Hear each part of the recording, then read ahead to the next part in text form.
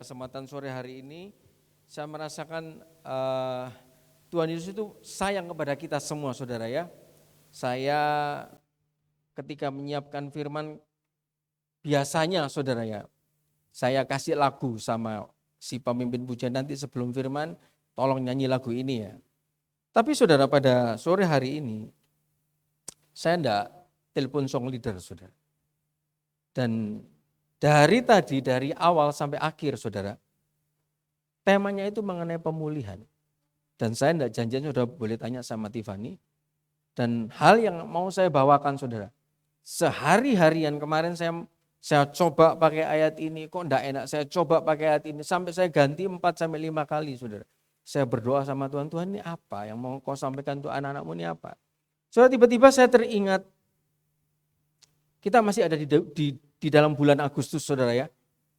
Semua dari kita mungkin pernah mendengar pidatonya Bapak Presiden Jokowi, saudara, bahwa tema kemerdekaan, Hari Merdeka yang ke-77 tahun ini adalah pulih lebih cepat, bangkit lebih kuat, saudara. Saudara, saya tiba-tiba ingat perkataan itu, saudara. Pulih lebih cepat, bangkit lebih kuat. Saudara, ketika saya dengarkan pidatonya, saudara, Presiden ini dia mengambil tema ini di dalam kemerdekaan 77 tahun ini, kenapa, saudara? Karena sudah hampir 2 tahun lebih sudah negara kita diserang yang namanya COVID, saudara ya. Banyak ekonomi hancur, sektor-sektor kesehatan hancur, sektor-sektor humanitas manusia banyak yang mati, saudara. Semua serba di segala macam sisi sektor, saudara, banyak yang terdampak dan banyak yang jatuh, berguguran, tergeletak, saudara. Dan temanya, saudara, Presiden Jokowi di ulang tahun 77, kita harus pulih lebih cepat. Tahukah, saudara, perkataan ini ada di dalam Alkitab, saudara. Bahwa Tuhan Allah kita sendiri yang sudah jauh menuliskan hal ini di dalam Alkitab, saudara. Bukan hanya sekedar bangsa Indonesia saja, saudara. Tetapi kalau pada sore hari ini, saudara, barang siapa yang mendengar firman Tuhan ini, barang siapa yang mau mendengar, menyimpannya dan melakukan dalam hati, saya percaya, saudara, akan ada pemulihan yang cepat. Apapun itu keadaannya, apapun itu persoalannya, sebesar, seberat, apapun itu keadaannya, saudara. Bagi Tuhan tidak ada yang mustahil. Ketika kita mau mendengar dan melakukan firman, pemulihan demi pemulihan, pertolongan keajaiban demi keajaiban dari Tuhan, itu pasti yang akan kita alami. Saudara, saya tidak akan panjang lebar, saudara. Judul yang saya ambil pada sore hari ini, Recover Fast and Rise Stronger.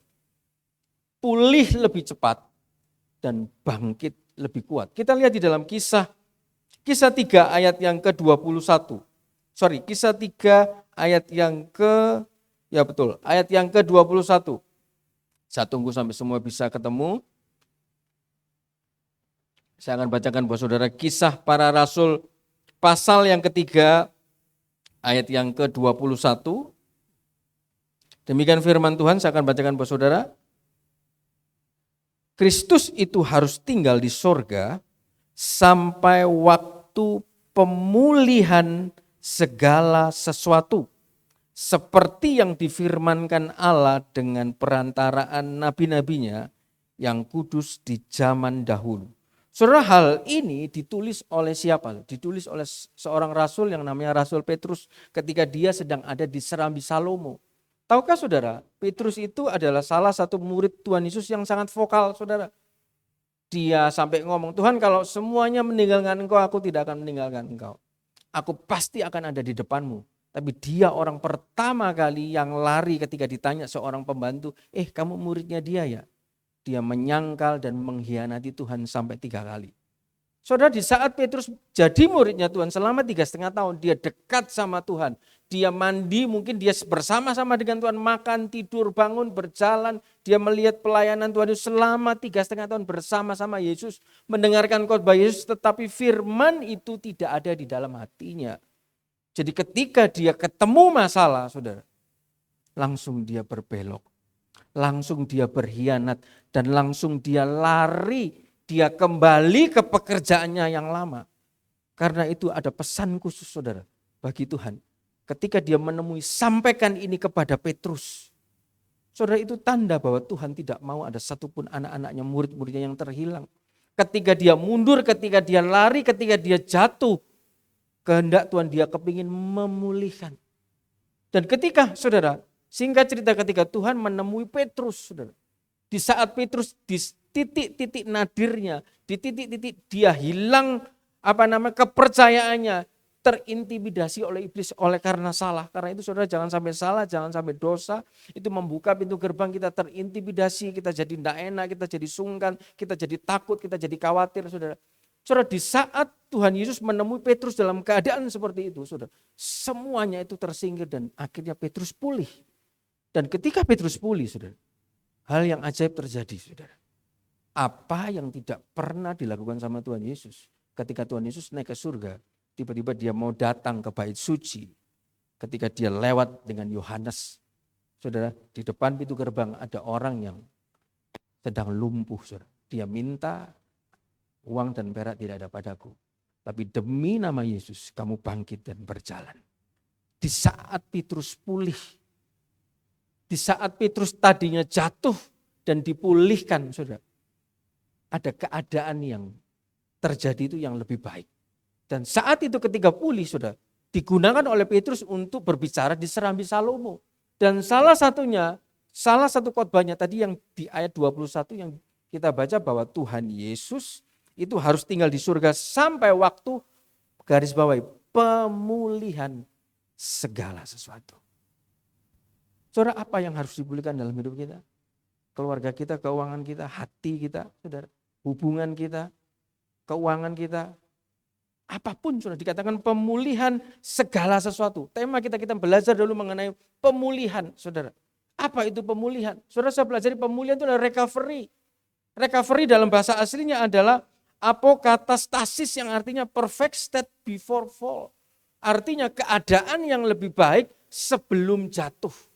Kalau pemulihan itu dilakukan oleh Tuhan, saudara, orang yang menerima pemulihan itu akan merasakan atau menikmati keadaan yang jauh lebih baik dari keadaan sebelumnya. Saudara, konsep pemulihan Tuhan itu berbeda dengan pemulihan manusia. Mungkin sudah kalau saya punya teman, kenapa kok kamu susah? Iya, aku punya utang, piro sih utangmu 5 juta.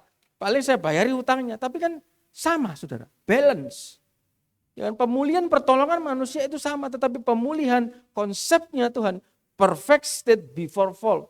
Artinya keadaan manusia yang dipulihkan Tuhan, dia jauh lebih baik sebelum dia jatuh. Saudara, kita akan baca di dalam Keluaran 22 ayat 1, saudara.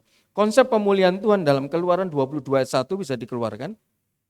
Keluaran 22 ayat yang pertama. Saudara, orang yang dipulihkan Tuhan bukan dikembalikan di level yang sama, tetapi di level yang lebih baik. Keluaran 22, saya akan bacakan buat saudara. Apabila seorang mencuri seekor lembu, perhatikan. Apabila seseorang mencuri seekor lembu atau seekor domba dan membantainya atau menjualnya, maka ia harus membayar gantinya berapa saudara? Yakni 5 ekor lembu ganti lembu itu dan 4 ekor domba ganti domba itu. Saudara, ada orang yang sedang mengalami kesusahan. Barangnya dicuri 1. Tapi hukumnya pada waktu itu kalau kamu mencuri, kamu menipu, 1 ganti 5. Oh iya, itu hukum Taurat lek. Mana ada Tuhan ngomong seperti itu. Saudara, kita buka di dalam Ayub 42 ayat 10. Bisa dikeluarkan Ayub 42 ayat 10. Ini kondisi Ayub ketika dia dipulihkan oleh Tuhan. Keluarganya hancur, anaknya meninggal, ekonominya hancur. Berantakan hubungannya suami istri, berantakan saudara.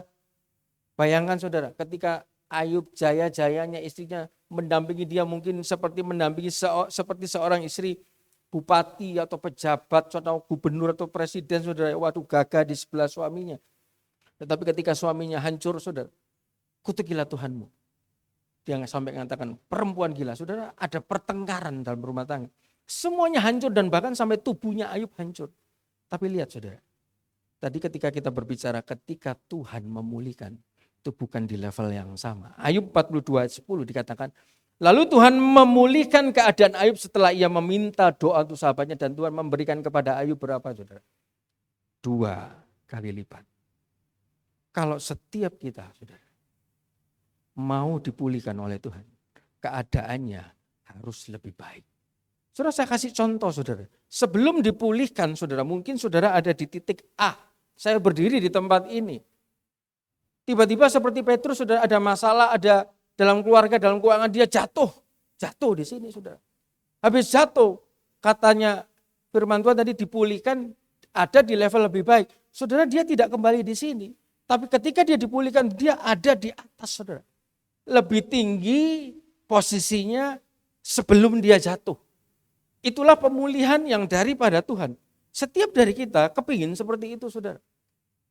Tetapi saudara, ayat 21 itu tidak terjadi serta-merta. Tiba-tiba semua orang kepingin, oh iya, kalau kita ikut Tuhan berarti dipulihkan ya, rumahku satu jadi dua, mobilku satu jadi dua. Istriku satu, tidak boleh saudara, istri satu, istri dua saudara ya. Semua kepingin dua, semua kepingin lebih banyak. Tunggu dulu saudara. Ayat 21 ini terjadi karena ada ayat 19 dan ayat 20. Kita lihat saudara, pemulihan dua kali dari Tuhan.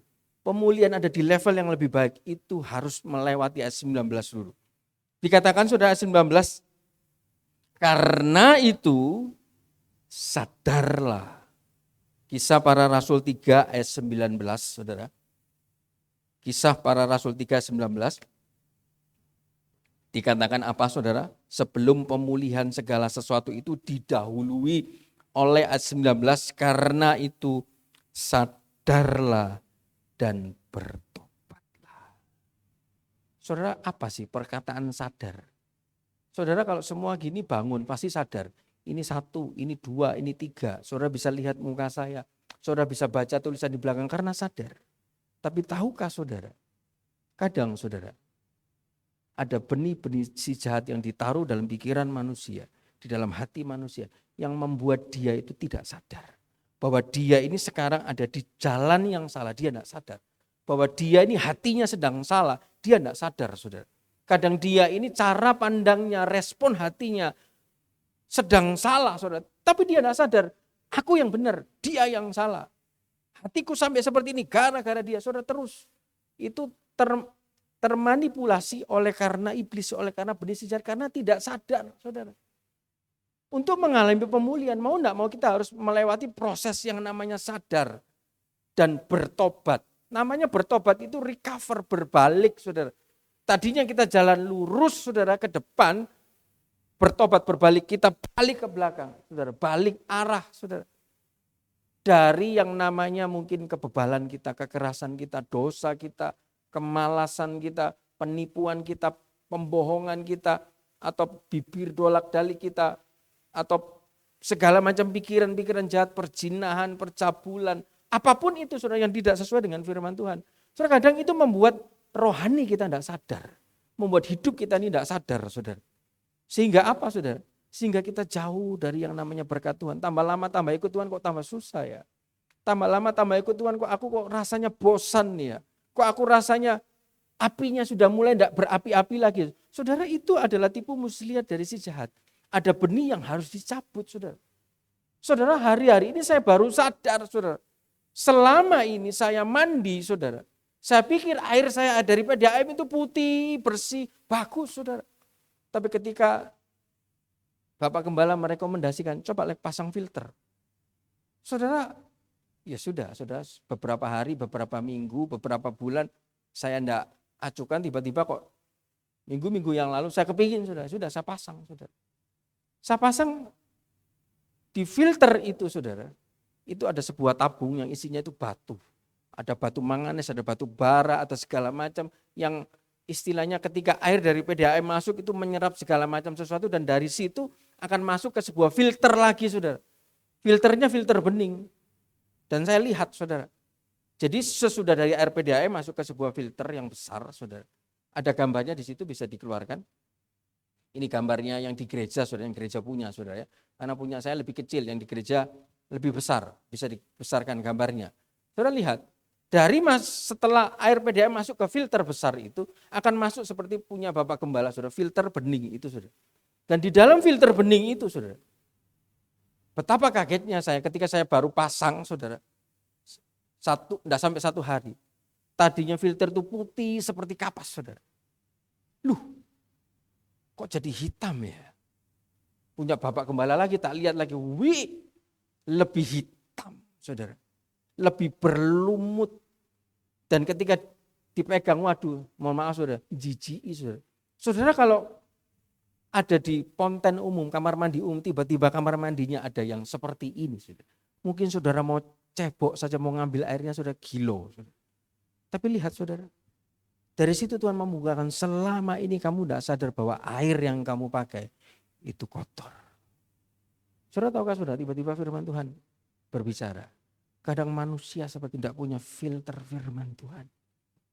Cara bicaranya, cara berpikirnya, reaksi hatinya, dipikir betul, dipikir sesuai dengan hidupnya. Tapi pada hakikatnya kalau itu tidak sesuai, tidak ada filter firman Tuhan.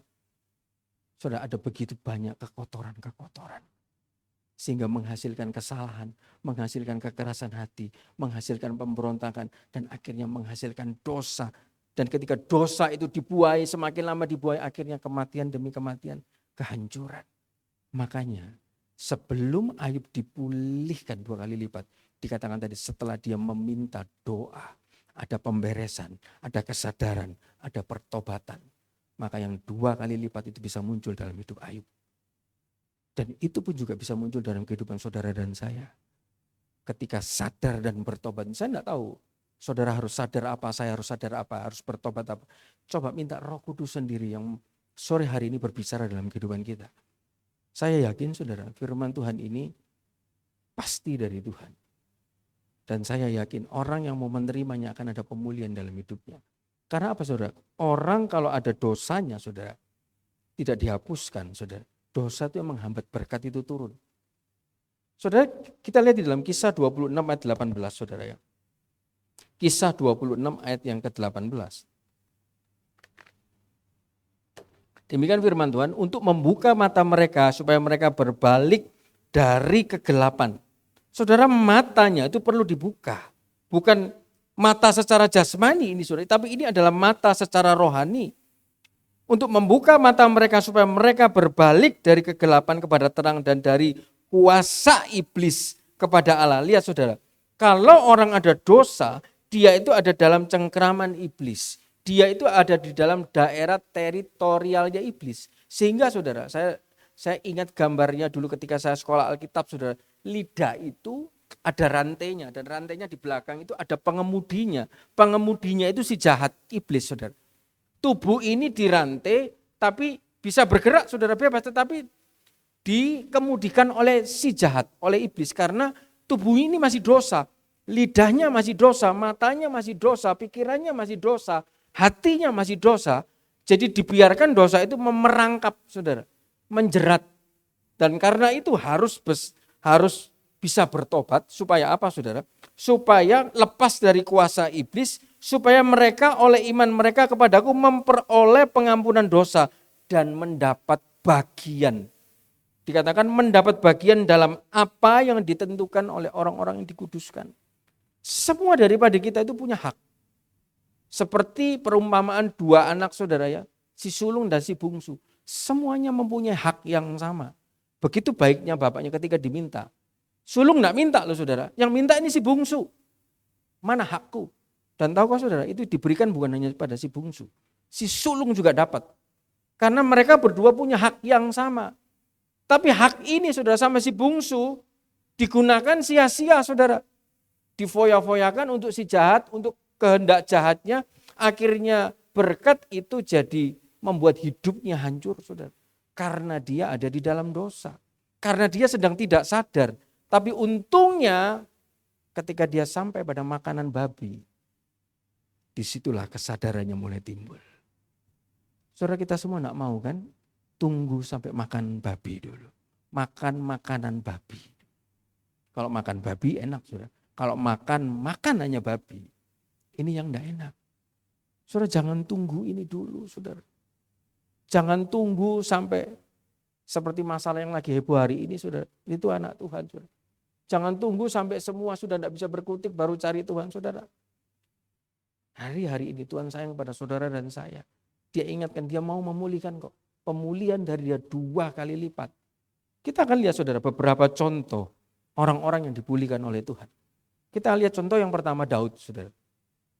Saudara, ketika Daud ada di Siklag, kita buka dalam 1 Samuel 30 ayat yang ke-6. 1 Samuel 30. Kita buka 1 Samuel 30. Saya akan bacakan buat saudara 1 Samuel 30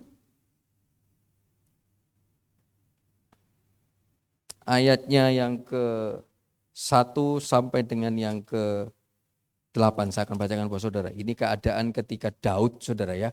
Daud itu lagi dikejar sama Saul. Daud itu lagi dikejar sama orang Filistin. Daud itu lagi perang sama orang Amalek. Lihat saudara ya, dia ini lagi dikejar sama Saul, sama orang nomor 1. Pada saat itu dia lagi berlari, lagi sembunyi. Yang bersama-sama dia itu juga orang-orang susah. Dia harus menguatkan dia harus menjaga mereka. Belum lagi dia menghadapi masalah, ketemu prajuritnya Saul. Belum lagi dia jalan ke sana ketemu musuhnya Filistin. Waktu itu dia lagi berperang dengan bangsa Amalek dan barusan dia menang. Dan setelah kecapean begitu rupa, dia dan pasukannya dia mau pulang ke rumahnya. Dan ketika mau pulang ke rumahnya apa yang dijumpai, saudara? Kita lihat dalam 1 Samuel 30. Ketika Daud serta orang-orangnya sampai ke Siklak, pada hari yang ketiga orang Amalek telah menyerbu tanah Negeb dan Siklak. Siklak telah dikalahkan oleh mereka dan dibakar habis. Perempuan-perempuan dan semua orang yang ada di sana, tua dan muda telah ditawan mereka dengan tidak membunuh seorang pun. Mereka menggiring sekaliannya kemudian meneruskan perjalanannya. Ketika Daud dan orang-orangnya sampai ke kota itu, tampaklah kota itu terbakar habis. Dan istri mereka serta anak mereka yang laki-laki dan perempuan telah ditawan. Perhatikan, ini Daud seorang tentara, panglima perang. Lalu menangislah Daud dan rakyat yang bersama-sama dengan dia itu dengan nyaring sampai mereka tidak kuat lagi menangis. Juga kedua istri Daud ditawan, yakni Ahinoam perempuan Israel dan Abigail berkas istri Nabal orang Karmel itu. Dan Daud sangat terjepit karena rakyat mengatakan hendak melempari dia dengan batu. Seluruh rakyat itu telah pedih hati masing-masing karena anaknya laki-laki dan perempuan, tetapi Daud menguatkan kepercayaannya kepada Tuhan Allahnya. Saudara bayangkan kalau saudara ada di dalam posisi Daud. Saudara bersama 600 orang. Bukan seperti Musa, jutaan orang. Bersama 600 orang. 600 orang ini orang-orang yang sudah habis saudara tolong. Yang tadinya punya utang, sakit hati sama istrinya, sakit hati sama orang tuanya, lagi bertengkar dengan ini. Daud semua tolong orang 600 ini. Daud latih mereka, Daud didik mereka sehingga mereka punya kehidupan. Dibawa sama Daud, dibangunkan rumah di Siklak, diajak perang, diajari ilmu perang sama Daud. Dan karena Daud ini pilihan Tuhan, dia ikut Daud mengalami kemenangan demi kemenangan, saudara. Daud belum selesai masalahnya, dia lagi dikejar sama Saul. Dia lagi juga dikejar sama bangsa Filistin. Waktu itu dia berperang dengan orang Amalek. Menang memang saudara. Tapi tiba-tiba ketika pulang rumah. Coba bayangkan ketika saudara selesai gereja pulang rumah. Keadaan rumah terbakar. Istri tidak ada, anak tidak ada. Semua habis. Apa enggak syok? Belum lagi. Lihat saudara. Dikatakan sampai Daud menangis. Yang nangis bukan cuma Daud, semua rakyatnya juga nangis. Belum lagi ditambah lagi bebannya. Harusnya Daud ini dikuatkan. Sudahlah bos Daud, sudahlah Tuan Daud, sudah tidak usah nangis. Kita sama-sama. Malah orang-orang yang dibantunya ini saudara. Kurang ajar kamu Daud, gara-gara kamu ngajak aku perang, lihat istri anakku hilang semua. Daud mau dibunuh. Sampai Alkitab mencatat sangat terjepit. Posisi Daud ada di titik nadir. Tidak ada orang yang menolong dia. Semua orang memusuhi dia. Masalahnya Saul belum selesai. Filistin belum dikalahkan. Dia belum jadi raja. Orang-orang yang ditolongnya semua mau melempar dia dengan batu. Coba kalau itu ada, saudara ada di dalam posisi itu. Tapi hasil akhirnya dia dipulihkan sama Tuhan. Tapi ada satu momen yang kita harus belajar. Bagaimana caranya Daud dipulihkan sama Tuhan? Apakah dengan menangis? Saudara ayat 4 dikatakan lalu menangislah Daud. Saudara, ketika Daud menangis, masalahnya tidak selesai. Ketika Daud menangis, mungkin menangis bukan cuma, bukan Tuhan kok begini ya, aduh Tuhan keadaanku kok begini, kalau boleh saya sandiwarakan saudara, Tuhan aku ini kan habis perang, kamu habis tolong, masuk rumah tanggaku enggak mbok jaga, Tuhan aku lagi melayani loh, masuk rumahku enggak mbok jaga, istriku enggak mbok jaga, anak-anakku enggak mbok jaga, pekerjaanku enggak mbok jaga. Tuhan, ya apa Tuhan, belum selesai ini saudara. Daud kamu tuh ya apa sih pemimpin kok model seperti ini, saudara marah-marah saudara. Saudara ketika dia nangis, ketika reaksi manusianya keluar, tidak mengubah apapun. Tapi yang kita mau belajar, satu hal yang dia lakukan, tiba-tiba itu mengubah hidupnya. Ketika dia menangis, dia istilahnya mengeluarkan keluh kesahnya, dia mungkin hatinya pedih saudara. Saudara orang kalau lagi berbeban berat, tidak bisa ada jalan keluar. Dengar lagu paling cuma bisa nangis. Di gereja bisa nangis sendiri. Saudara karena tidak ada jalan keluar, beban begitu berat, tidak tahu bagaimana cara menyelesaikannya, solusinya tidak ada saudara, cuma bisanya nangis. Tapi sekali lagi saudara, itu tidak menyelesaikan masalah. Yang bisa menyelesaikan masalahnya Daud, lihat ayat yang ke-6. Ketika dia selesai menangis, ada orang-orang yang harusnya menolong, menguatkan dia. Tapi orang-orang ini saudara, tidak tahu terima kasih. Dia mau melempari dia dengan batu, tiba-tiba lihat saudara. Dikatakan, tetapi Daud menguatkan. Sejak titik itu, Daud menguatkan kepercayaannya. Saudara, bahasa menguatkan ini bukan hanya sekedar, kuat lek, ayo lek, kuat lek. Bukan. Tahukah saudara ketika saya selidiki bahasa menguatkan, ini adalah casak yang artinya repair. Diperbaiki imannya, diperbaiki kepercayaannya, diperbaiki hatinya, diperbaiki perkataannya, diperbaiki ibadahnya, diperbaiki doanya, repair saudara. Dan bukan hanya repair, tapi ada bisa berserah.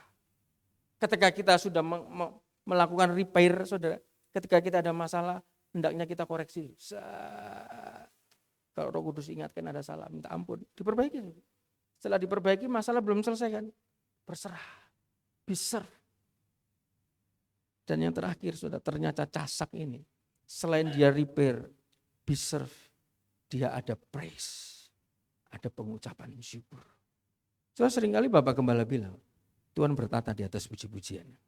Saudara, pengucapan syukur itu adalah akses. Saudara bisa mengakses Tuhan. Di dalam Mazmur 104, masuklah ke pintu gerbang dengan nyanyian syukur. Dengan ucapan syukur saudara bisa mengakses Tuhan. Ucapan syukur timbul dari mana saudara? Timbul ketika kita berserah sama Tuhan. Timbul ketika ada perbaikan, ada kesadaran, ada pertobatan dalam hidup kita saudara. Baru keluar yang namanya ucapan syukur. Dan ketika ucapan syukur itu keluar dalam Mazmur 104, itu adalah alat untuk mengakses Tuhan. Jadi ketika saudara mengalami masalah yang buntu, saudara tidak mengerti jalan keluarnya, jangan menangis. Ucap syukur sama Tuhan. Mazmur 104 itu alat untuk mengakses Tuhan. Dan bukan hanya itu saudara, saya belajar. Ucapan syukur di dalam Yesaya 61 ayat ketiga, itu pengucapan syukur bisa mengubah our garment. Bisa dikeluarkan Yesaya 61 ayat 3 saudara. Saudara maksudnya apa mengubah our garment? Saudara di tengah-tengah kita mengucap syukur saudara. Daud pasti pakai pakaian kabung. Istrinya belum kembali, anaknya belum kembali. Hartanya belum kembali. Kehormatannya belum kembali. Orang-orang masih gedek, masih mangkel mungkin sama Daud. Ya sudah, ayo ikut sudah. Sabar, tenang. Saudara ketika Daud menguatkan dirinya, memperbaiki kepercayaannya lagi, menyerahkan semua kepada Tuhan dan mengucap syukur. Dan salah satu ayat dikatakan mengucap syukur itu change our garment. Saudara lihat Yesaya 61 ayat 3. Untuk mengaruniakan kepada mereka perhiasan kepala ganti abu, minyak untuk pesta ganti kain kabung, nyanyian puji-pujian ganti semangat yang pudar. supaya orang menyebutkan mereka pohon terbantin kebenaran tanaman Tuhan untuk memperlihatkan keagungannya. Yang tadinya dia pakai kain kabung. Saudara, pakaian itu, garment itu menentukan level seseorang. Pakaiannya tukang becak dengan pakaiannya bos, dengan pakaiannya pemimpin, dengan pakaiannya presiden, dengan pakaiannya menteri itu beda. Cara berpakaian ini adalah kehidupan. Ketika kita mengucap syukur, secara tidak langsung Tuhan ubah air kehidupan kita. Saudara lihat, ketika Daud ini menguatkan kepercayaannya, tiba-tiba saudara, tadi dikatakan change our garment, mengubah air kehidupannya. Yang tadinya dia menangis, lihat tiba-tiba ayat ke-7 saudara. Dia tiba-tiba bisa punya hikmat begini, ayat ke-7.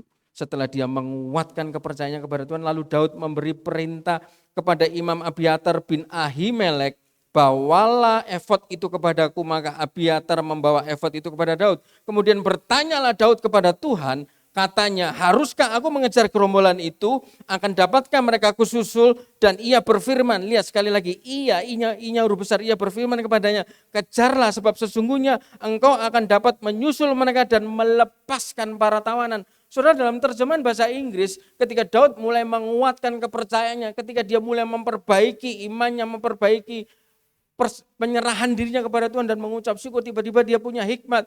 Panggil Abiatar, bawa efod, berdoa kepada Tuhan, minta petunjuk kepada Tuhan, dan ketika dia melakukan itu ada jawaban dari Tuhan. Dan ketika Tuhan menjawab, lihat, ada recovery, ada pemulihan. Tuhan bilang, kamu berangkat, tidak ada satupun yang mati, semuanya aku pulihkan. Saudara, dalam terjemahan bahasa Inggris, King James, saya akan bacakan buat saudara. David inquired at the Lord, saying, shall I pursue after this troop? Shall I overtake them? And he answered him, kejar, pursue, for thou shalt surely overtake them and without fail recover all. Tuhan akan pulihkan semuanya. Tidak ada yang hilang. 1 Samuel 13 ayat 18 sampai 20. Lihat saudara, ketika dia mulai menangis, tidak terjadi apa-apa. Tapi ketika dia menguatkan kepercayaannya, dia mulai berserah, memperbaiki yang ada di dalamnya. Spiritualnya diperbaiki dulu, dalamnya, dirinya sendiri diperbaiki dulu. Saudara. Setelah dirinya baik, baru saudara, dia punya hikmat. Panggil Abiatar, bawa efod. Kita berdoa, tanya kepada Tuhan. Saudara, kadang-kala orang ketika menghadapi masalah, di dalam dirinya, dia tidak tenang. Saudara, tidak ada Roh Kudus, tidak betul dulu, tidak keluar yang namanya hikmat ini, saudara. Tetapi ketika dia mulai casak, menguatkan, tiba-tiba hikmat ini keluar dan ada jawaban dari Tuhan. Ada pemulihan. Dan kita lihat saudara, pemulihan 1 Samuel 30 ayat 18 sampai 20 mengatakan apa? Daud melepaskan semua apa yang dirampas oleh orang Amalek itu, juga kedua istrinya dapat dilepaskan Daud. Tidak ada yang hilang pada mereka, dari hal yang kecil sampai hal yang besar, sampai anak laki-laki, anak perempuan dan jarahan, sampai segala sesuatu yang telah dirampas mereka, semuanya itu dibawa Daud kembali. Daud mengambil segala kambing, domba dan lembu, semuanya itu digiring mereka di hadapannya serta berkata, inilah jarahan Daud. Saudara, kadang dari masalah Tuhan menyediakan berkat. Kadang orang melihat masalah ini, waduh, menyusahkan dia. Padahal ini untuk melatih dia, dan di balik masalah ini sudah ada berkat. Lihat saudara, semua ada yang hilang. Kambing, ternak, istri, anak-anaknya, laki-laki dan perempuan, tidak ada yang hilang, tidak ada yang sakit. Karena Tuhan sudah janji, tak recover, tak pulihkan, tak jaga. Hasil penjagaan Tuhan ketika Daud mulai menguatkan kepercayaan, mulai berdoa kepada Tuhan, menguatkan kepercayaan, memperbaiki dirinya dulu. Orang yang mau diberkati, dipulihkan Tuhan, jangan salahkan istrinya, jangan salahkan suaminya, jangan salahkan anaknya, jangan salahkan orang tuanya. Perbaiki diri dulu, saudara. Kalau diri sendiri ini sudah baik, spiritual yang ada di sini sudah baik, saudara, berkat itu akan datang dengan sendirinya, saudara. Ini contoh pertama orang yang dipulihkan Tuhan. Kita lihat contoh yang kedua, saudara. Kalau orang dipulihkan Tuhan, saudara, dia akan mengalami kegemilangan demi kegemilangan. Di dalam Nehemia 1 ayat 1 sampai dengan yang kelima. Di dalam Nehemia 1 ayat 1 sampai dengan yang kelima. Saya akan bacakan buat saudara. Saudara.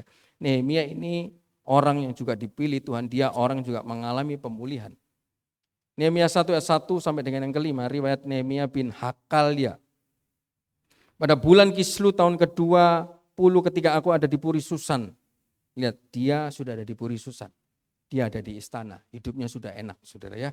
Datanglah Hanani, salah seorang dari saudara-saudaraku dengan beberapa orang dari Yehuda. Aku ini si Nehemia, menanyakan mereka tentang orang-orang Yahudi yang terluput, yang terhindar dari penawanan dan tentang Yerusalem. Kata mereka kepadaku, orang-orang yang masih tinggal di daerah sana, yang terhindar dari penawanan, ada dalam kesukaran besar dan dalam keadaan tercela. Tembok Yerusalem terbongkar dan pintu-pintu gerbangnya terbakar. Ketika aku dengar berita ini, duduklah aku menangis dan berkabung selama beberapa hari. Aku berpuasa dan berdoa kehadirat Allah semesta langit. Saudara, berhenti di situ dulu. Saudara, yang di dalam ayat keempat dikatakan, ketika aku dengar berita ini, duduklah aku menangis dan berkabung. Saudara, apa yang menyebabkan Nehemia menangis dan berkabung? Nehemia sudah ada di istana. Dia sudah ada di Puri Susan. Hidupnya enak. Hidupnya nyaman. Hidupnya aman. Tidak ada tantangan dalam hidupnya. Dia tidak perlu pusing. Dia tidak perlu susah. Hidupnya sudah ada di dalam Puri Susan, saudara. Tidak ada yang mengganggu dia. Tidak ada masalah pribadi, dia tidak ada masalah. Hidupnya sudah enak, sudah nyaman. Tapi kenapa orang yang hidupnya nyaman, tidak ada masalah, tidak ada yang mengganggu. Dia bisa nangis sampai berkabung 3 hari. Hanya cuman mendengar, bukan anggota keluarganya loh saudara. Temannya datang namanya Hanani.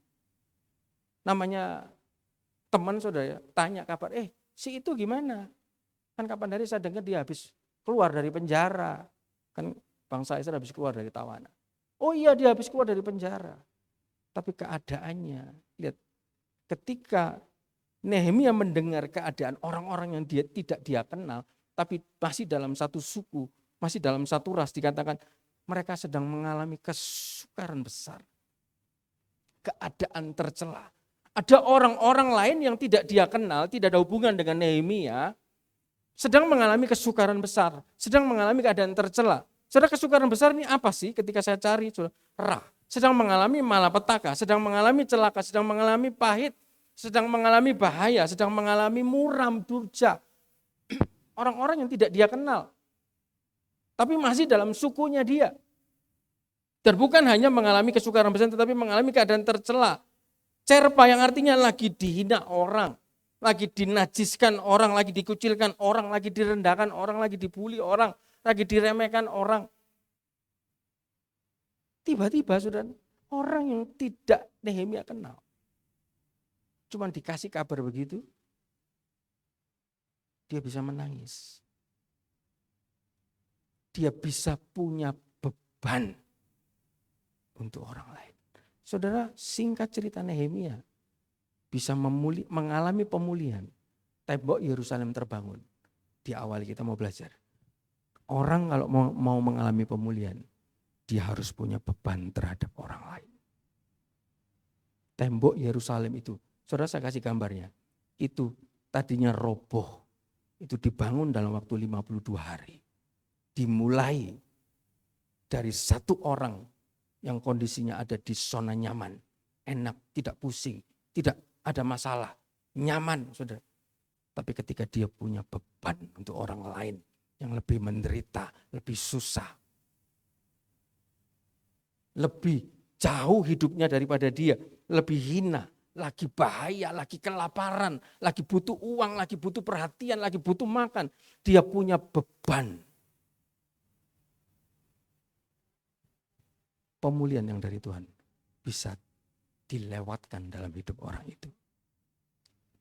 Berapa banyak orang-orang tidak mau punya beban terhadap gereja, tidak mau punya beban terhadap pekerjaan Tuhan, atau tidak mau punya beban terhadap orang-orangnya Tuhan yang lagi susah. Nehemia mengalami pemulihan. Satu caranya, lihat kenapa dia menangis. Karena dia punya beban.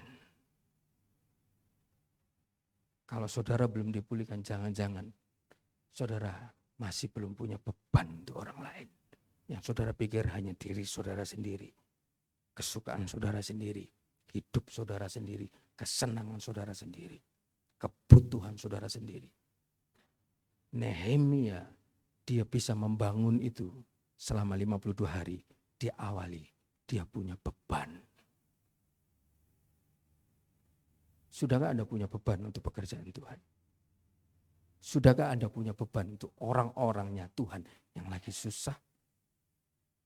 Sudahkah Anda punya beban terhadap gereja ini?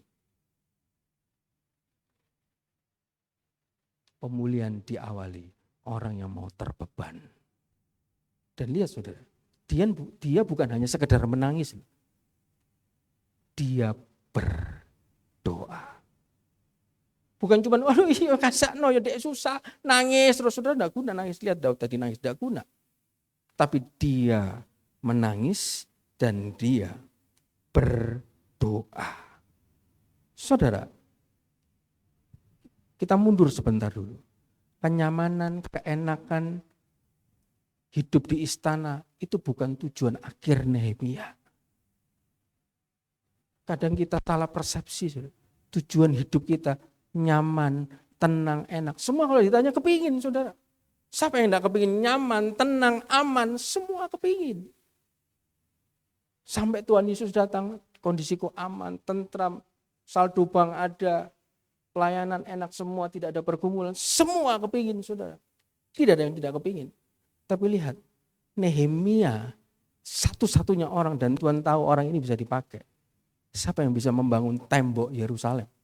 Dimulai dari orang, saudara, yang tidak berpikir untuk dirinya sendiri. Dia sudah nyaman di Puri Susan. Tidak gampang loh masuk Puri Susan, saudara. Di dalam 2 Nehemia, tugasnya dia ini sebagai juru minum. Apa yang diminum raja, dia harus minum duluan.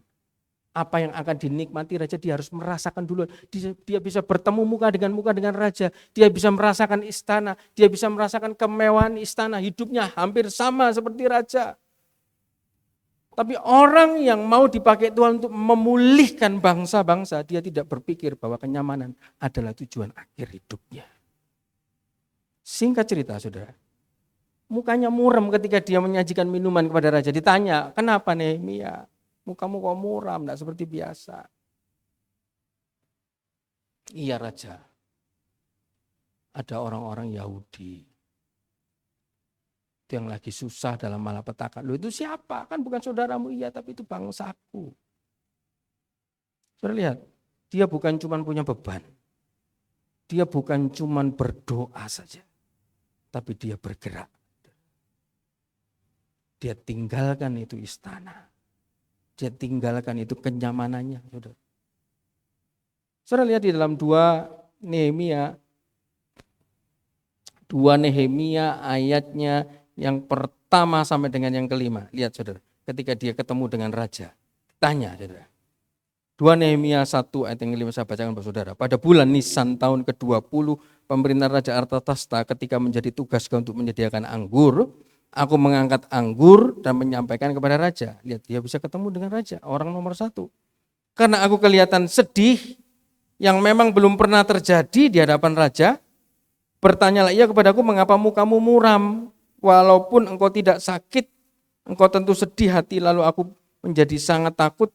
Jawabku kepada raja, hiduplah raja untuk selamanya. Bagaimana mukaku tidak akan muram kalau kota tempat pekuburan nenek moyangku telah menjadi reruntuhan. Lalu kata raja, jadi apa yang kau inginkan? Maka aku berdoa kepada Allah semesta langit. Kemudian jawabku kepada raja, jika raja menganggap baik dan berkenan kepada hamba-Mu ini, utuslah aku ke Yehuda, ke kota pekuburan nenek moyangku, supaya aku membangunnya kembali. Saudara lihat, orang sudah enak dalam posisi enak, saudara. Tapi dia mau bergerak, dia mau melangkah. Selain dia sudah punya beban, dia berdoa. Saudara, orang kalau berdoa, saudara, dengan sungguh-sungguh, Efesus 3:20, saudara, Tuhan sanggup memberikan jauh lebih banyak dari yang kita doakan atau pikirkan. Saudara, kalau saudara berdoa dengan sungguh-sungguh, dan setelah dia punya beban, dia berdoa, dia melangkah. Dan setelah dia melangkah, apakah dia tidak ketemu kesulitan? Ketemu, saudara, kesulitan. Ketemu ada beberapa raja-raja yang Sanbalat, ngapain kamu mau bangun ini lagi? Memang siapa kamu? Tapi lihat saudara, di dalam ayat yang ke-17, saudara ya.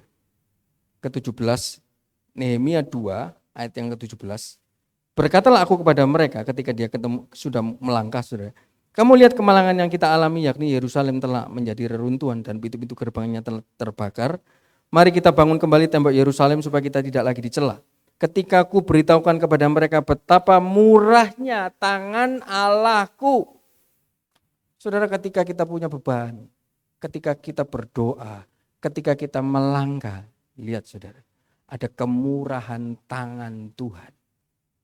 Dan yang terakhir, saudara, pemulihan itu singkat cerita terjadi. Di dalam Nehemia 7 ayat ke-7, Nehemia 7 ayat yang ke-7, lihat saudara, mungkin saudara tidak mengerti ayat ini, tapi saya akan beritahu kepada saudara, ini bagian yang terakhir dari Nehemia. Setelah Nehemia dia punya beban, dia berdoa, dia melangkah, dia dapat kemurahan tangan Tuhan, dan lihat Nehemia 7 ayat ke-7, mereka datang bersama-sama, Serubabel, Yesua, Nehemia, Asarya, Ramya, Nahamami, Mordekai, Bisan, Misperet, Bigwai, Nehum, dan Bana. Seseorang ketika dia berjalan, Nehemia tidak tahu apa yang dia harus lakukan. Dia tidak punya pengalaman bangun tembok. Dia tidak tahu harus siapa orang yang akan dihubungi. Dia tidak tahu bagaimana caranya membangun ini tembok. Yang penting dia punya beban. Habis dia punya beban, dia berdoa. Habis berdoa dia mau berani melangkah. Dan ketika melangkah dia ketemu dengan kemurahan tangan Tuhan. Dan lihat saudara ayat yang ke-7, Nehemia 7 ayat ke-7. Dia dipertemukan dengan orang-orangnya Tuhan. Yang di awal dia tidak pernah berpikir, siapa itu Mordekai? Siapa itu Serubabel? Siapa itu Baan, saudara? Siapa itu Nehum? Siapa itu Bigwai? Orang-orang ini, saudara, datang dikirim Tuhan. Berawal dari Nehemia punya beban. Dia berdoa, dia melangkah. Ada kemurahan tangan Tuhan, dipertemukan dengan orang-orangnya Tuhan. Untuk menolong, memberkati, sehingga pemulihan itu terjadi. Nehemia juga mengalami pemulihan. Diawali ada beban. Bukan untuk dirinya sendiri, tapi beban yang ditaruh oleh Tuhan. Dari beban itu dia berdoa, dia tidak pakai kekuatan sendiri karena dia tidak tahu, dia cuma seorang juru minuman, saudara. Dia bukan orang juru perang, dia bukan orang tukang bangun. Punya beban, dia berdoa. Bukan cuma sekedar berdoa, tidak berani melangkah.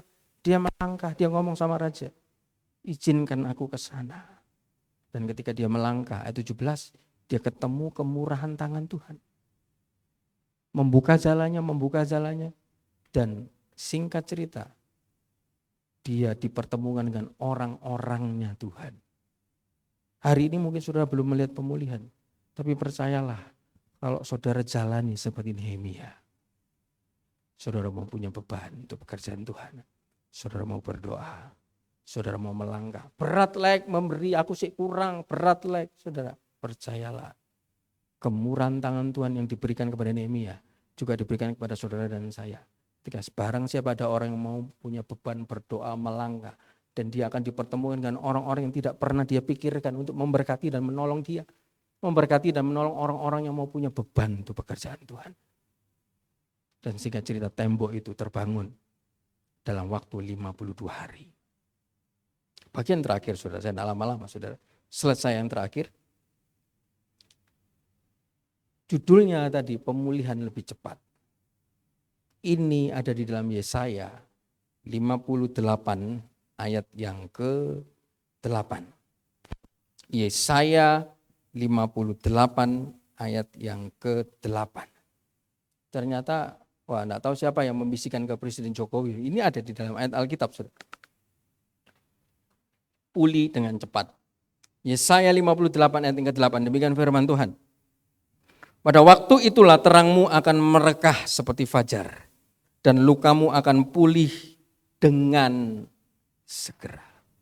Lihat saudara, lukamu akan pulih dengan segera, pulih dengan cepat.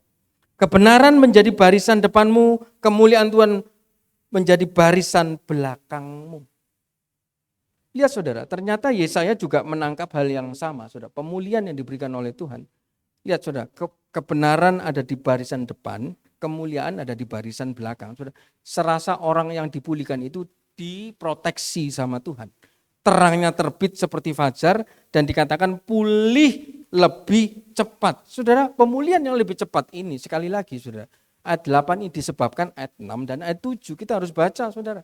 Orang bisa mengalami pulih lebih cepat. Tadinya dia bangkrut ya, kok cepat balik lagi ya. Tadinya dia ditipu orang, uangnya habis loh 1 miliar. Kok sekarang dia sudah punya 5 miliar ya. Loh, tadinya mobilnya hilang loh. Kok tiba-tiba sekarang dia punya mobil lagi ya. Dipulihkan lebih cepat loh. Tadinya dia kanker loh. Sakit stadium 4 loh. Loh kok sekarang bisa sembuh ya loh. Tadinya dia mengalami pintu tertutup loh. Sekarang kok sudah terbuka ya. Saudara, ada pemulihan yang dari Tuhan dan itu berlangsung cepat. Bagaimana caranya? Tadi kita sudah belajar Daud, kita sudah belajar Nehemia, kita mau belajar dari Yesaya ini sudah ayat 6 yang ke-7. Orang-orang yang bisa mengalami pulih lebih cepat ini bagaimana saudara?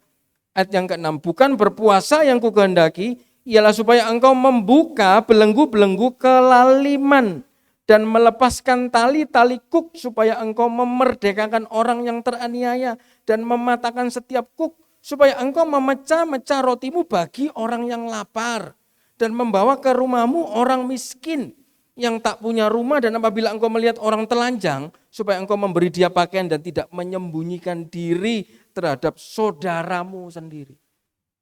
Saudara, ternyata seseorang bisa mengalami pulih lebih cepat, saudara.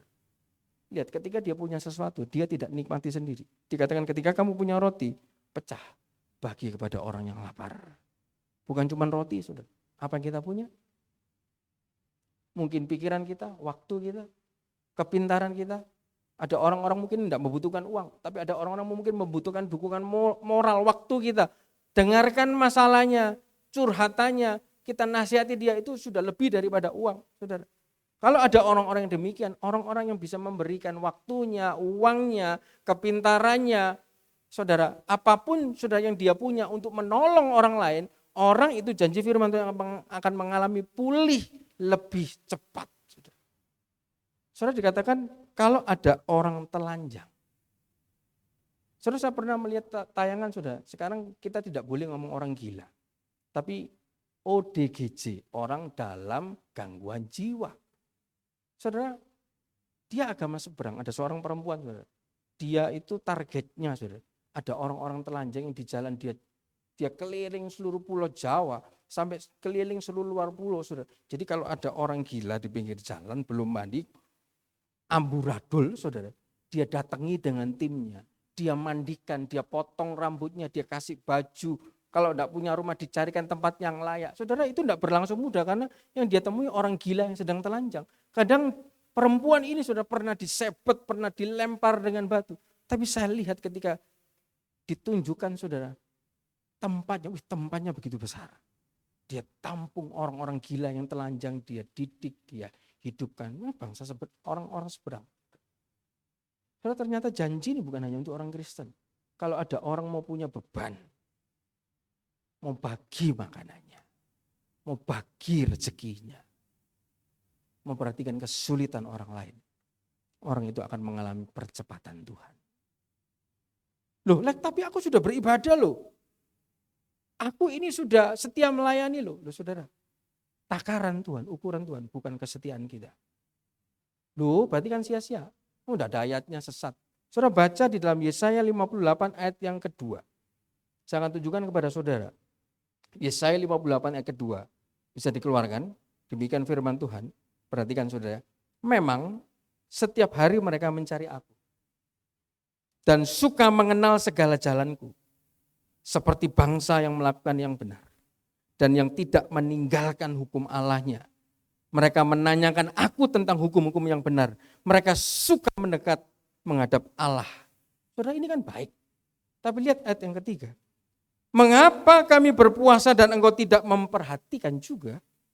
Loh, kok aneh, saudara? Ada orang yang tiap hari cari Tuhan. Ada orang yang tiap hari mau belajar mengenal firman Tuhan. Ada orang yang tiap hari, saudara, mau belajar mengenai hukum-hukum Allah, saudara. Mau mendekat kepada Allah. Tetapi ketika dia berpuasa, dia berdoa, tidak dijawab sama Tuhan. Jawabannya ada dalam ayat 3. Mengapa kami merendahkan diri dan engkau tidak mengindahkan juga? Loh, saudara, orang-orang di ayat kedua ini kan orang-orang baik. Setia, setiap hari cari Tuhan. Kalau waktu-waktu ibadah datang, saudara, kan orang-orang baik. Tapi ketika mereka berdoa, mereka berpuasa, tidak diindahkan oleh Tuhan. Ternyata, saudara, ayat ketiga jawabannya, sesungguhnya pada hari puasa engkau masih tetap mengurus urusanmu. Bahasa aslinya adalah satisfy selfish desire. Artinya apa, saudara? Baik tiap hari cari Tuhan. Baik tiap hari baca firman. Baik tiap hari berdoa. Tapi kalau cuma sekedar dipelajari, cari Tuhan, tetapi kehidupannya tidak sesuai dengan firman. Saudara, Tuhan bilang percuma. Kamu tiap hari cari aku. Tiap hari coba belajar firman Tuhan. Tetapi kelakuanmu, mulutmu, hatimu, pikiranmu tetap sama saja. Dan sampai dikatakan tetap mengurus urusanmu. Hanya yang dipikirkan kepuasan dirinya sendiri. Kesenangan hatinya sendiri. Tuhan bilang, saudara, kamu doa, jengking, puasa, aku tidak mengindahkan. Karena ibadahmu cuma di bibir dan cuma di mulut. Hanya perintah manusia. Saudara, kalau saudara mau mengalami pemulihan yang lebih cepat, saudara, terjadi, saudara, saudara harus punya hati untuk Tuhan. Bagian yang terakhir, saudara, tadi pagi dibahas Paulus, hari ini juga saya akan bahas Paulus, saudara, di dalam Kisah 14. Ini bagian terakhir, saudara, Kisah 14 ayat 18 sampai 21, saudara. Paulus mengalami pemulihan yang lebih cepat, saudara. Dan ini betul-betul unlogic, saudara ya. Kisah 14 ayat 18, saya akan tunjukkan kepada saudara. Paulus waktu itu dia sedang melayani, saudara. Dia dan Barnabas dia sedang melayani di Ikonium, Listra dan Derbe. Saudara, dia melayani di situ, dia istilahnya dibangga-banggakan seperti dewa Zeus, saudara. Dan tiba-tiba ada segelintir orang-orang Yahudi yang tidak suka sama dia. Tiba-tiba ya sudah, tidak suka, dia menyingkir. Dia melayani di kota Derbe.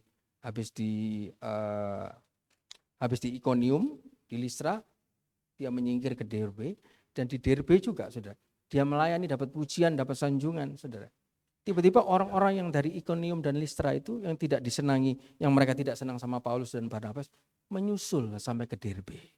Dan ketika mereka menyusul sampai ke Derbe, saudara, mereka mulai mengadakan provokator. Dan beberapa orang di Derbe itu diojo-ojoi sama mereka. Dan tiba-tiba lihat apa yang terjadi ayat 19. Ayat 19. Tetapi Kisah Para Rasul 14 ayat 19. Tetapi datanglah orang-orang Yahudi dari Antioquia dan Ikonium. Dan mereka membujuk orang banyak itu memihak mereka. Lalu mereka, perhatikan, melempari Paulus dengan batu dan menyeretnya keluar kota. Karena mereka menyangka bahwa ia telah mati. Akan tetapi ketika murid-murid itu berdiri mengelilingi dia, bangkitlah ia lalu masuk ke dalam kota. Keesokan harinya berangkatlah ia bersama-sama dengan Barnabas ke Derbe. Paulus dan Barnabas memberitakan Injil di kota itu. Lihat, habis dilempari batu. Saudara, kalau dilempari batu, Alkitab mencatat Paulus lari, luput, kan enak. Tapi lihat ada perkataan diseret. Berarti kan batunya kena. Saudara, orang kalau diseret otomatis kan dipegang. Dari satu titik A, diseret, mungkin dibukuli, ada orang dari jauh dilempari batu. Pasti kena ini Paulus, saudara. Pasti kena. Yang diserang cuma Paulus, karena yang vokal Paulus, saudara. Dilempar batu, Paulus kena, ditangkap, diseret, Paulus kena. Dan dikatakan, saudara, hampir mati. Aneh, saudara ya. Orang kadang kalau melayani sudah melayani toh capek, tapi ini Paulus, saudara. dilempari batu, diseret, tiba-tiba dikatakan setelah dia mengalami pelemparan batu dan diseret, harusnya dia mati. Tapi kenapa dia bisa keesokan harinya langsung melayani? Dia bisa mengalami pemulihan yang lebih cepat. Karena dia punya hati untuk Injilnya Tuhan. Orang-orang yang punya hati untuk pemberitaan Injil Tuhan, itu adalah orang-orang yang mengalami pemulihan dengan cepat. Saudara. Dan saudara Paulus dilempari batu, diseret kena, mati, disangka orang mati loh. Harusnya kan istirahat dulu, makan dulu, dibalut dulu lukanya. Enggak, besok langsung melayani, lanjut lagi. Dia mengalami pemulihan lebih cepat. Saudara, di situ Paulus enggak diem terus di bait suci, baca firman, enggak saudara. Dia berjalan, dia melangkah, dia lakukan apa menjadi kehendak Tuhan, resikonya semua dia sudah tanggung saudara. Saudara, itu umur-umur gentingnya Paulus saudara. Itu umur-umur gentingnya Paulus dan Barnabas saudara. Harusnya dia Paulus, saudara, dia sudah mengalami satu pengalaman yang dulu dia dari Saulus saudara, masih muda. Habis itu dirubah jadi Paulus, dia mulai mature saudara. Mulai mature lagi, mulai berumur lagi, tapi lihat saudara. Dia terus melakukan itu, dia rela dilempar batu. Rela mau diseret. Orang-orang yang mau rela untuk pekerjaan Injilnya Tuhan, janji Tuhan dia akan mengalami pemulihan yang lebih cepat. Bukan hanya orang yang sekedar di bibir. Sekedar di bibir. Tidak bisa saudara. Betul-betul saya tutup saudara.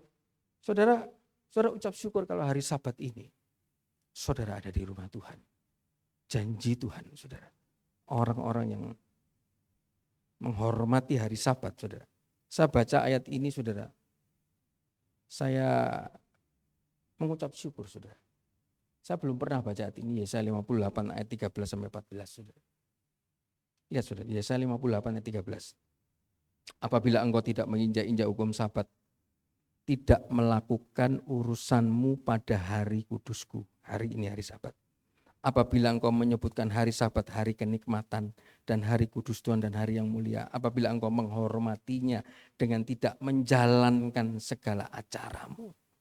Dan dengan tidak mengurus urusanmu dan berkata omong kosong.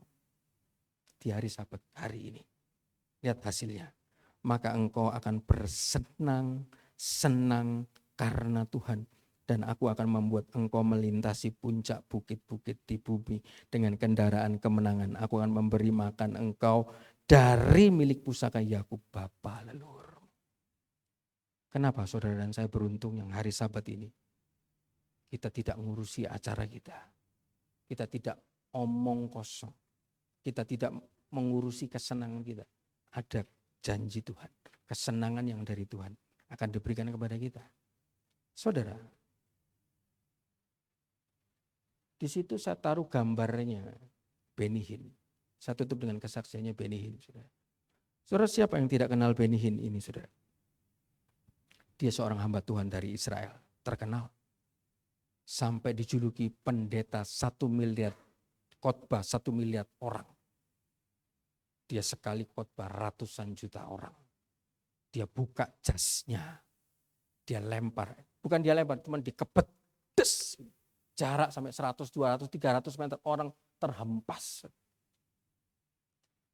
Jarak 5 meter belum dekat Benny Hinn saudara. Dia sudah geleper saudara. Tidak usah datang ke acara Benny Hinn. Saya pernah dengar saksian pendeta Alex Abraham Tanusaputra. Lihat KKR-nya Benny Hinn di TV. Dia di rumah. Dia bisa jatuh bangun sendiri saudara. Begitu hebat kuasanya. Begitu hebat karunianya. Banyak orang lumpuh sembuh. Banyak orang buta melihat. Dan bahkan ada orang mati dia bangkit. Luar biasa kan. Tiba-tiba di tahun 2021 dia sakit. Dia diberikan mimpi oleh Tuhan. Dan di dalam mimpi dia sedang ada di dalam satu antrian panjang. Semuanya pakai pakaian putih. Dan di depan ada pintu gerbang besar dengan berlian berkilau-kilau. Dan ada orang main organ di sebelah kanan. Di sebelah kanan dan kiri ada malaikat Al-Ghucu. Dan di sebelah sampingnya ada Tuhan. Ada satu orang mau masuk pintu gerbang. Mereka semua para malaikat cuma lihat Tuhan. Kalau Tuhan begini, musik organnya langsung nyanyi lagu sukacita. Nah, sukacita pintu gerbang terbuka, disambut orang ini masuk dengan sukacita luar biasa. Setelah orang itu satu masuk, gantian di belakangnya. Malaikat semua lihat Tuhan, dan Tuhan begini. Tiba-tiba ada dua makhluk menyeret orang itu, membuang ke neraka. Dan pianonya nyanyi lagu serem. Pemandangan itu dia lihat sambil dia nunggu antrian, saudara. Satu orang masuk, satu orang dibawa Al-Ghucu, dua orang dibawa Al-Ghucu, dan dia bilang 90% tidak masuk. 90% Tuhan geleng kepalanya. Tiba-tiba, saudara, giliran orang di depannya. Dia pas di belakang dan lagi-lagi Tuhan menggelengkan kepalanya dan majulah dia ke depan. Orang yang seperti ini. Malaikat semua lihat Tuhan. Tuhan tidak begini, Tuhan juga tidak begini. Tuhan cuma ngomong, kamu jangan mengacau lagi. Balik. Saudara, dia nangis, dia bangun, dia nangis. Karena selama ini dia punya karunia, dia saksi. Karunia saya cuma di atas mimbar. Kehebatan saya cuma di atas mimbar. Tapi karunia itu tidak turun ketika saya ada di bawah mimbar. Di rumah tangga, dengan istri saya. Pengelolaan uang saya, pengelolaan hati saya. Buat apa ini semua gereja besar? Kita butuh uang, betul. Kita butuh gereja yang mewah, bisa beribadah dengan enak. Studio yang bagus, betul. Pengurapan saya tidak minta pengurapan ini. Orang datang sama dia bisa kesetrum, saudara. Saya bisa berdosa, tapi urapan itu tetap ada dalam saya. Dia saksi begitu. Dan dia tiba-tiba ingat, pada hari terakhir, aku akan berterus terang kepadamu. Tuhan, aku sudah melakukan mukjizat demi namamu. Demi nama Yesus, bukan demi nama yang lain. Aku sudah mengusir setan demi namamu, demi nama Yesus. Sama seperti Beni, dia ngomong, dia saksi. Tapi kenapa kok Tuhan tidak kenal saya? Aku tidak mau dengar kata itu. Karena urapan saya, pelayanan saya cuma di atas mimbar. Di bawah masih banyak yang belum sesuai dengan Tuhan. Dia takut. Sejak hari itu, saudara, dia berhenti mengajar teologi kemakmuran. Dia balik semua nama, aku tidak butuh uang ini semua, aku tidak butuh gereja besar, aku tidak butuh jemaat banyak. Yang penting yang aku butuh ketika aku pulang, aku tidak ditolak. Dan tiba-tiba dia ingat satu ayat, saudara. 1 Korintus 9 ayat 27. Latihlah dirimu. 1 Korintus 9 ayat 20. Tetapi aku melatih tubuh dan menguasai seluruhnya supaya sesudah memberitakan Injil kepada orang lain, jangan aku sendiri ditolak. Saudara, saya juga tidak mau saya melayani tapi hasil akhirnya saya ditolak. Siapa juga kalau ditanya, saudara, tidak mau. Semua kelihatan di gereja baik seperti Yesaya 58 ayat 2 tadi. Setia cari Tuhan. Tapi Tuhan tuh lihat isi dalamnya. Hampir-hampir orang benar tidak diselamatkan. Kurang benar apa Benihin. Kurang hebat apa Benihin. Tapi ketika dia menghadapi tahta pintu gerbang surga. Geleng kepala dan anggukannya Tuhan pun dia tidak terima. Tuhan bilang, jangan kacaukan lagi. Dia disuruh pulang. Dan hari ini, saudara, dia tidak peduli itu uang. Dia pelayanan di gereja zaman dulu, dia kalau pelayanan harus ada bodyguard, saudara. Kiri, kanan, depan, belakang, hotel, segala mobil, segala macam. Semua wah. Sekarang itu semua dilenserkan sama dia. Saudara, orang-orang mau dipulihkan Tuhan. Orang-orang mau mengalami pemulihan yang cepat. Ingat saudara, pemulihan yang daripada Tuhan itu lebih baik daripada kondisi sebelum jatuh. Orang-orang yang mau dipulihkan Tuhan, dia harus menguatkan kepercayaannya. Orang-orang yang mau dipulihkan Tuhan, dia harus punya beban. Mau berdoa, mau melangkah. Dia akan ketemu kemurahan Tuhan. Dia akan ketemu dengan yang namanya orang-orangnya Tuhan. Orang yang mau dipulihkan Tuhan, dia harus mau punya hati untuk orang lain. Punya hati untuk Injil. Seperti Paulus, dia punya hati untuk Injil. Dia mengalami pemulihan yang cepat. Dan ketika saudara sudah dipulihkan, saudara, ini bukan tujuan akhir saudara dan saya. Dipulihkan, kaya raya, nikmat semua. Tidak, saudara. Ini bukan tujuan akhir kita. Tujuan akhir kita menjaga hidup kita. 1 Korintus 9 ayat 27. Menguasainya semua ketika nanti terakhir. Saudara dan saya tidak ditolak. Puji Tuhan, demikian firman Tuhan. Saya kembalikan kepada Bapak Gembala.